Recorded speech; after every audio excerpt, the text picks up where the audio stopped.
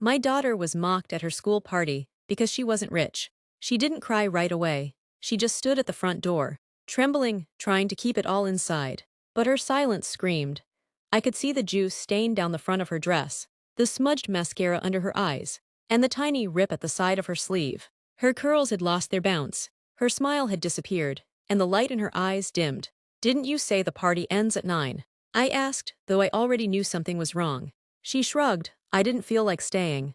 I stood and walked toward her slowly. "What happened?" She looked away. "Nothing." But it wasn't nothing, it was everything. "They laughed at me, Mom," she finally whispered. Her voice so soft I almost missed it. "They said I looked cheap. One girl said I must have gotten my dress from a donation pile. Another asked if you were a housekeeper. One of them even spilled juice on me and told me it was charity baptism." Her breath hitched.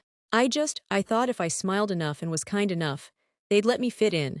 I couldn't speak, because in that moment, all I could see was her as a baby. The tiny fighter I brought into this world on a rainy Tuesday, in a public hospital room with flickering lights. I remembered holding her for the first time, telling her that she would never feel less than anyone, that I would do everything to give her more than what life had given me. And I had tried. God knows I had tried. I worked night shifts, cleaned houses, took online classes, built a small business piece by piece while she slept beside me. And when she got the scholarship to Crest Hill Academy, the most prestigious school in the city, I thought we had finally made it. But tonight reminded me, they never saw her as one of them. They saw her as less. She walked past me toward her room, her voice breaking just before she shut the door. "Maybe they're right, Mom. Maybe I don't belong there." I didn't cry. Not in that moment. I stood in the middle of our small living room, fists clenched, heart pounding, not just from pain but from purpose. They humiliated my daughter for not having what they had. But what they didn't know was that, while they were flaunting designer bags and luxury cars, I was quietly building something of my own. They laughed at her like she was nothing, but they had no idea who her mother was. I wasn't going to storm into the school. I wasn't going to beg for apologies. I was going to make sure the next time they saw me, they'd regret ever opening their mouths. Because I've spent my whole life being underestimated, and I'm done hiding. I didn't sleep that night. While my daughter cried quietly in her room, I sat at the dining table, staring at the numbers in my old, battered notebook, figures, plans, supplier lists, and investor names all scrawled in pen from years of building my business piece by piece. I had learned early on that power doesn't always wear a suit. Sometimes it wears silence. They didn't know me, not really. At drop-off, I was just another mom in a faded blouse and flat shoes, driving an old car. I didn't attend their fundraisers. I couldn't afford to sip cocktails in their gated estates or smile politely at parent brunches. So they dismissed me. But what they didn't know was that behind my quietness was structure, strategy, ownership. While they were busy building status, I was building systems. I launched Ziana Courier Solutions 3 years ago, born out of desperation and drive. I started with 2 dispatch riders and a vision. I did the deliveries myself when riders didn't show.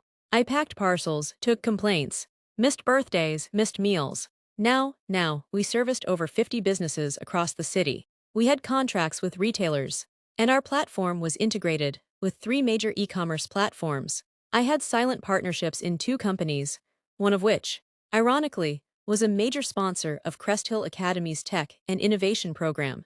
So yes, they mocked my daughter for wearing a thrifted dress, but they were standing on a stage funded by me. I smiled bitterly as I looked through the latest board report from Bridgestone Media, the same company that co-chaired Crest Hill's funding drive. My name wasn't visible anywhere. I had kept it that way intentionally.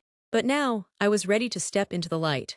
I picked up my phone and called Dealey, my longtime advisor, and the only person who truly knew what I was building. "I want full visibility on all my investments." I said. "No more initials, no blind trusts, let them see my name." He paused. "You sure?" "I'm done hiding." "Is this about your daughter?" I leaned back in my chair, staring at the closed door to her room. "This is about every child who's ever been laughed at for having less. I can't change the world overnight, but I can shake the room they think they own." The next week, I walked into Crest Hill Academy's administrative office, not for a complaint, not for a fight, but for a scheduled meeting with the board chair. He greeted me with a stiff handshake and an awkward smile. I could see he didn't recognize me. "Good. I hear you're one of the newest investors behind Bridgestone," he said cautiously. "It's quite the surprise." I'm full of surprises, I said with a straight face. He chuckled nervously, flipping through my file. We usually hold board introductions at the term's end. But given your growing involvement, perhaps you'd like to observe the next strategy meeting. I nodded. I'll be there, silently, watching. Because this wasn't about attention. It was about position. And I had just taken my seat at their table, without permission, without their blessing, and most importantly, without needing to prove a thing. It's funny how people show their true selves when they think no one is watching. A few weeks after my silent entrance into Crest Hill's board circle, I was invited to my first parents' networking event, a casual brunch hosted by the school's Friends of Crest Hill committee.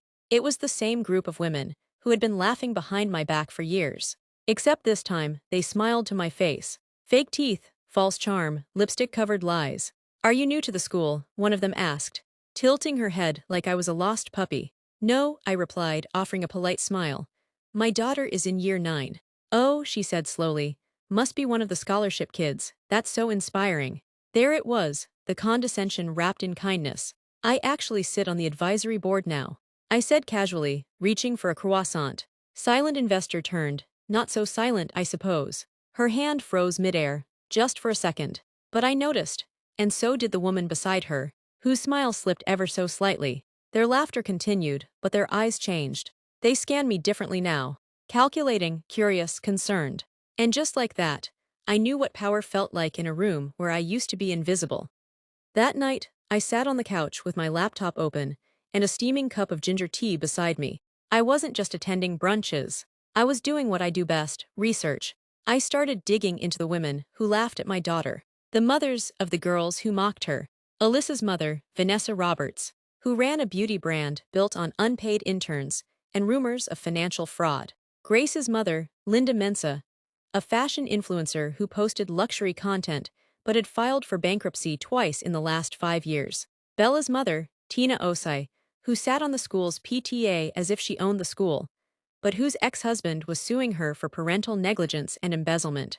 I didn't want to destroy them, but I wanted them to know that I could. I saved everything, screenshots, news clippings, business filings, whispered scandals buried in forums and blogs, not because I was vindictive, but because I needed to make sure no one ever looked at my daughter like that again. Ever. A few days later, I visited the school to meet with the principal about launching a new mentorship initiative for scholarship students. Something to bridge the social gap. I knew the words to say, the language they understood. He was impressed. The next week, they printed my name in the school newsletter. Not under Parent of the Month, under Major Contributor and Program Director. I didn't tell my daughter. Not yet. Because this wasn't about showing off. This was about positioning. I had stepped into their circle, not with glitter or gowns, but with the kind of power that doesn't shout. It whispers. And soon, it moves mountains. Power, I've learned, isn't always loud. Sometimes, it walks into a room without a sound, takes a seat at the head of the table, and waits for others to realize it's there. That's what I was doing now. Moving in silence. I didn't need the whole school to know my name. I only needed the right people to know it. And the right people, they were the ones who ran the school, not with presence but with money. At the heart of Crest Hill Academy's funding structure was a network of private investors and corporate sponsors. Most of them saw their contributions as a status badge, a way to buy influence, social clout, or bragging rights at brunch. Not me. I wasn't here to flaunt. I was here to change the rules. I scheduled a private meeting with Adebyo Ekin, the founder of Bridgestone Media, one of the school's most powerful sponsors. He had no idea I held shares in his company, small at first, but now growing. It was time to change that. You've been very quiet, he said as he welcomed me into his office. I usually know when new investors come in swinging. I wasn't ready to swing, I replied. I was busy building. He chuckled, intrigued. And now I'm ready to buy out 2 minor stakeholders, I said calmly, sliding the documents across his desk. That would make me one of your top 3 private investors. He raised his brow. What's the play here? No play, I said, just purpose. And it was true, this wasn't revenge. It was redemption. For every child who walked into that school and felt small. For every parent who couldn't afford to fight the system, so they folded into it. We signed papers. We shook hands. And just like that, I stepped out of his office not just as a parent, but as a partner. The following week, I sat in the Crest Hill Board Lounge, dressed simply, sipping water while a heated conversation brewed across the room. Vanessa Roberts, the same woman whose daughter called mine a charity case, was upset about changes in the scholarship program. They're letting in too many. She said, this isn't a public school. Actually, I said, calmly interrupting, the board is revising the criteria to focus more on merit and long-term student development. We believe excellence deserves access, regardless of zip code. Her eyes widened when she realized I was in the room, part of the decision. She didn't say another word. That night when I walked through the door, my daughter was at the table finishing homework. She smiled, tired but trying. Hey, Mom. Hey, baby. She didn't know yet that I had just rewritten the rules of her world, and that from now on, no one would laugh at her without answering to me. The boardroom at Crest Hill Academy looked exactly how I imagined it. Glass walls, imported furniture, filtered water bottles lined up like trophies, and a view of the city meant to remind everyone how high up they were. It was a room designed to intimidate. But I didn't flinch. I walked in wearing a plain navy blue dress and low heels. No flashy jewelry, no designer bag. Just my name on the agenda, and a folder filled with documents that now bore my signature as one of Bridgestone Media's top 3 investors. Every head turned as I entered. Some didn't recognize me. Others did, and weren't sure if they should smile or squint. The head of school stood and motioned toward the seat beside him. Everyone, this is Miss Amaka. She's recently joined the board through Bridgestone's investment stream and will be sitting in on our future development discussions. A beat of silence, then awkward claps. Vanessa Roberts stared at me like she'd seen a ghost. Tina Osai's fingers froze mid-text, and one woman, Linda Mensa, sipped her coffee so slowly I thought she might choke on it. I sat down calmly and opened my folder. Thank you for having me. They started the meeting with routine matters, facility upgrades, upcoming events, exam performance. I listened, observed, took notes. But then the discussion shifted to something that made my pulse slow and my mind sharpen. There have been complaints about social discomfort between scholarship students and full-paying students, the vice chair said, adjusting her glasses. Some parents feel that the gap is becoming too visible. Visible how? I asked. Well, she said, hesitating, there's a sentiment that students from underprivileged backgrounds are, let's say, not always aligned with Crest Hill's culture. I leaned forward slightly, voice even. By culture, do you mean wealth? No one answered. So I continued. Crest Hill has an obligation to educate leaders, not just the privileged, but the capable. If that makes some students uncomfortable, perhaps the culture is what needs review, not the students. More silence. I scanned the room, locking eyes with every parent who had ever judged my daughter without knowing a single thing about her. Exclusion disguised as tradition is still exclusion, I said flatly. The head of school cleared his throat. Well said. Perhaps we can schedule a deeper discussion on mentorship programs and student inclusion next term. I'd be happy to lead that discussion. I said, I've already drafted a proposal. I slid copies across the table. The same parents who once laughed at me now had no choice but to read what I wrote and listen to what I had to say. As I left the meeting, I passed Vanessa in the hallway. She offered a tight smile. You surprised everyone today. Good, I replied. They needed waking up. I walked out, shoulders tall. No yelling, no scene, no drama. Just presence. And the kind of power that doesn't need to be announced. Because I was no longer the outsider. I was the woman they didn't expect, but would never again overlook. The shift didn't happen all at once. It began in the small things. Like how the receptionist at Crest Hill started calling me Ma instead of Mrs. Scholarship Girl's mom. How the emails from the school suddenly included me in conversations I was previously left out of. How, during one of the PTA meetings, the parents who once ignored me now leaned in when I spoke. But the biggest shift was in how they looked at her. My daughter. She'd started walking through the school gates with her head slightly higher. Not because she knew what I had done. I still hadn't told her everything. But something in the air around her had changed. People treated her differently now. Teachers complimented her more. Classmates who once acted like she was invisible now said hi in the hallway. The girls who laughed at her at the party. They weren't laughing anymore. In fact, they weren't saying much at all. Power has a way of silencing cruelty. But with that shift came something unexpected. Distance. She sat across from me at the dining table one evening, picking at her food. You okay, baby? I asked. She shrugged. Yeah. But I knew that tone, that look in her eyes. You've been quiet lately, I said gently. She pushed her fork aside. Everyone's being nice now. That's good, isn't it? She hesitated. It feels fake. Like they're not really seeing me. They're seeing something else. Or maybe they know something. My heart clenched. She was smart. Sensitive, she could feel the undercurrents. I didn't tell anyone anything. I said, reaching for her hand. But I did make a few changes. Things I should have done long ago. Things to make sure people like you never get pushed to the back again.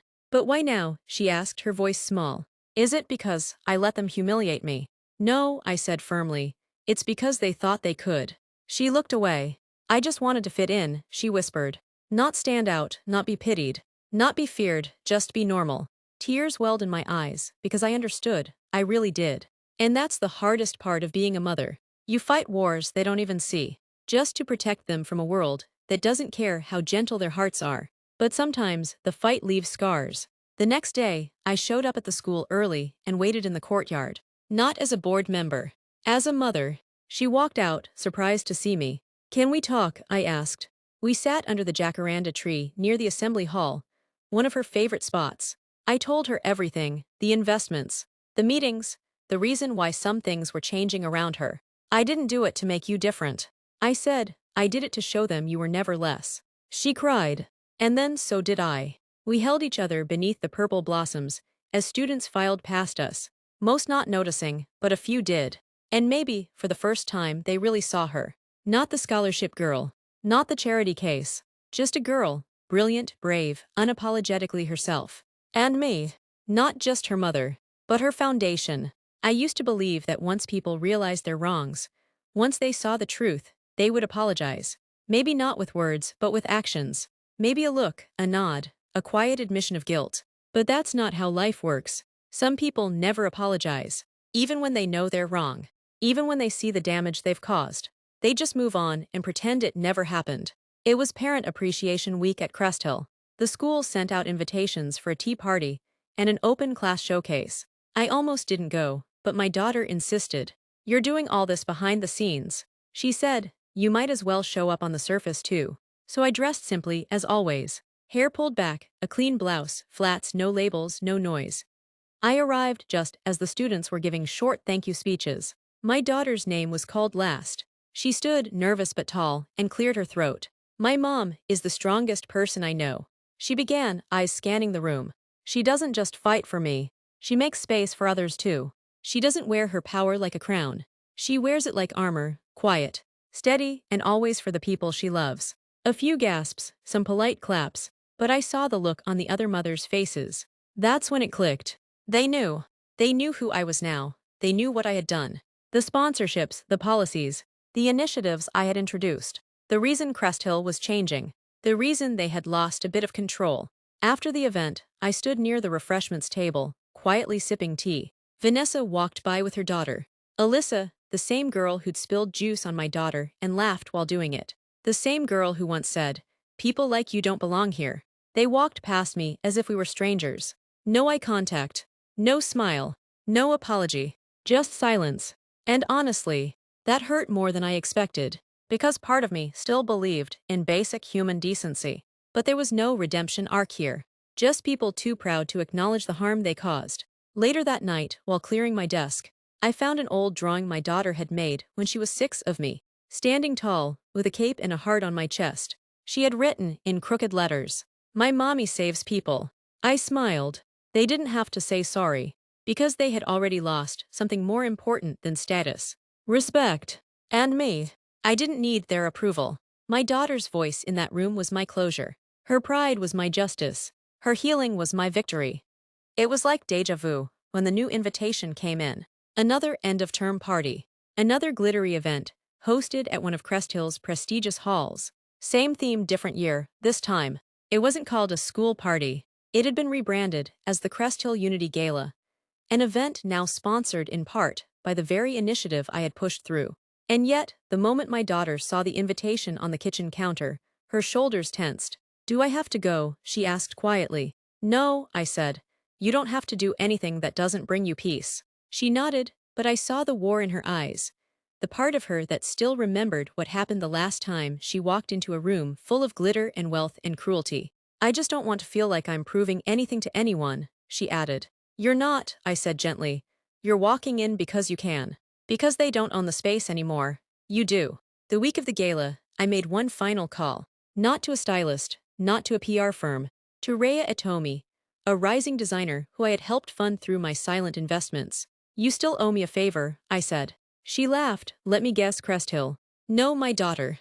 On the night of the event, my daughter stepped out of her room, and for a moment, I couldn't speak. She looked like the version of herself she always saw in her mind but didn't know how to become in public. Strong, stunning, grounded. She wasn't just wearing a dress. She was wearing her story, stitched in soft silks and quiet power. You look like yourself, I whispered. She smiled. I feel like myself. We arrived together, but I let her walk in alone. This time, she didn't park 2 streets away. She didn't ask me to drop her off early. She didn't hide. She walked through the grand doors of Crest Hill's gala hall, past chandeliers and champagne glasses, through crowds of girls in luxury gowns, unshaken. People turned. Some stared. Some whispered. And a few, especially those who had once mocked her, just stood frozen. She glided across the floor like she belonged. Because she always had. I stood at a distance, watching her speak to a teacher, then join a group of students who once ignored her. This time they listened, not because of what she wore, but because of who she was. That's when the principal stepped up to the microphone. We'd like to recognize a student who represents resilience, kindness, and academic brilliance. She has reminded us what Crest Hill should stand for. He said her name. My daughter froze, stunned. Come receive your award. The room applauded, some politely, some genuinely, a few reluctantly. But my daughter walked up, head held high, and took the mic. I used to think being different meant I didn't belong, she said, her voice steady. But I've learned that belonging isn't about fitting in. It's about knowing your worth, even when others don't. I blinked back tears. She didn't need to name names. She didn't need revenge. She had something better. Grace. I hadn't planned to speak, not officially. But the moment my daughter finished her speech and returned to her seat, the head of school turned toward me with a subtle nod, one only I understood. They had asked me earlier if I wanted to say a few words as part of the school's community partner recognition. I declined then. But now felt right. I stood and walked toward the stage. Some of the same parents, who once whispered about me from across the room, now sat up straighter. Others looked nervous, unsure of what I'd say or worse, what I knew. When I took the mic, the room quieted. Utter silence, not even the clink of a wine glass. I wasn't always seen here, I began. I used to drop my daughter off 2 blocks away, so she wouldn't feel ashamed of our car. I sat quietly at PTA meetings while others talked over me, and I listened carefully. A few people shifted uncomfortably. My daughter was once mocked for not wearing designer shoes to a school party. They laughed at her dress, called her names, treated her like she didn't belong. I paused and looked across the room. She didn't need to change, the culture did. Now eyes were darting. Some parents were clearly trying to act unaffected. Others looked ashamed. I made a decision after that night. Not to complain, not to shout, but to build, to own, and to influence change from the inside. I took a breath. I became an investor, a partner, a voice at the table, not to prove anything, but to make sure no other child ever feels less, in a place that promises to shape the future. Then I looked toward my daughter, her eyes wide, glistening. You may not remember the names of every person in this room, but you will always remember how they made you feel. And tonight, I hope you remember this. You were always enough. The room went silent. Then slowly claps. First from the faculty, then from the students, and finally, even the parents. Some clapped reluctantly, some genuinely, but all of them clapped. Not for me. For what I stood for. Years passed. Crest Hill changed, not all at once, but piece by piece. A new mentorship program was launched in my daughter's name, pairing new scholarship students with mentors who had walked the same road. The board introduced annual reviews of inclusion policies. Uniform expectations shifted. The whispers grew quieter, and the culture began to reflect more of the real world, not just the polished version wealthy families like to pretend existed. My daughter is in her final year now. She's applying to universities abroad, ones that would have once seemed out of reach. She still wears thrifted jeans sometimes, still speaks kindly to everyone, and still calls me her best friend when no one's listening. Tonight, she gave a speech at her last Crest Hill assembly. She stood on the same stage where she was once laughed at, and now honored. I didn't get here alone, she said. And I didn't get here by trying to be someone else. I got here by remembering who I was, and never letting anyone take that from me. She paused. And my mother, she didn't just fight for me. She built a ladder and left it standing for others to climb. My throat tightened. She didn't need to say more. The legacy was clear. As we drove home, she turned to me and smiled. You know, she said softly, they mocked me once. I looked at her, I remember. She smirked, now they quote me. We both laughed. Not out of spite, but out of peace. Because we didn't just rewrite our story. We ended it on our terms. And left the world a little better than we found it. Please like, share with your family and friends, and subscribe to our channel for more stories.